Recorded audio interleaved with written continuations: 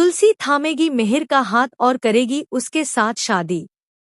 अपने बच्चों की बात मानकर फाइनली शांति निकेतन में मेहर के साथ रहने के लिए हमेशा के लिए तैयार हो जाएगी अब तुलसी। हाँ दोस्तों, क्योंकि सास भी कभी बहू थी की आने वाली कहानी में बहुत ही इंटरेस्टिंग ट्विस्ट आ चुका है। फाइनली अब यहाँ पर तुलसी ने शादी को रोक दिया है, लेकिन कैसे और क्यों? क्योंकि यहाँ पर तुलसी वही थी जो नोएना को इस घर में लेकर आई थी और मिहिर से उसकी शादी के लिए पूरे परिवार को मना भी लिया था। यहाँ तक कि बच्चे भी मान गए थे, क्योंकि तुलसी ने उन्हें समझाया था।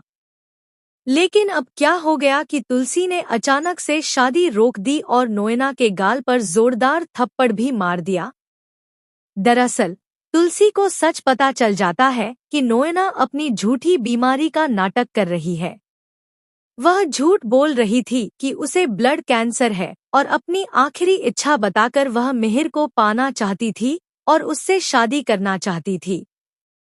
इसी वजह से यह सारा खेल शुरू हुआ था। पहले तो नोएना को इस घर से निकाल दिया जाता है। जब सच सामने आया था कि उसने उस रात के बारे में झूठ बोला था, तब वह मिहिर की जिंदगी से बाहर हो जाती है। लेकिन फिर जब उसके मुंह से खून आता है और वह चेक करवाती है, तो पहले लक्षण ब्लड कैंसर जैसे लगते हैं। बाद में डॉक्टर साफ कर देते हैं कि ऐसा कुछ नहीं है। लेकिन नोएना इस बात का फायदा उठाती है, क्योंकि उस दिन अस्पताल में वह तुलसी को देख लेती है। वह अपनी बहन के साथ मिलकर यह खेल शुरू करती है, क्योंकि तुलसी दिल की बहुत अच्छी है और किसी का बुरा नहीं चाहती।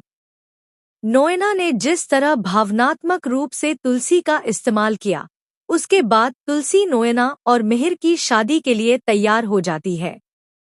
लेकिन जब नोएना को ब्लैकमेल किया जाता है और उससे पैसे की मांग की जाती है, तो वह मिहिर को पाने के लिए सब कुछ दांव पर लगा देती है। अब शादी का वक्त नजदीक आता है।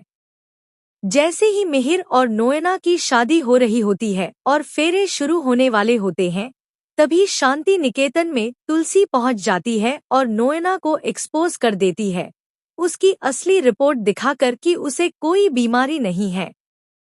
इसके साथ ही मिहिर पहली बार नोएना पर हाथ उठाता हुआ नजर आता है। अब नोएना सबकी नजरों में बुरी तरह गिर जाती है। अब तक लोग समझते थे कि वह सिर्फ स्वभाव से खराब है, लेकिन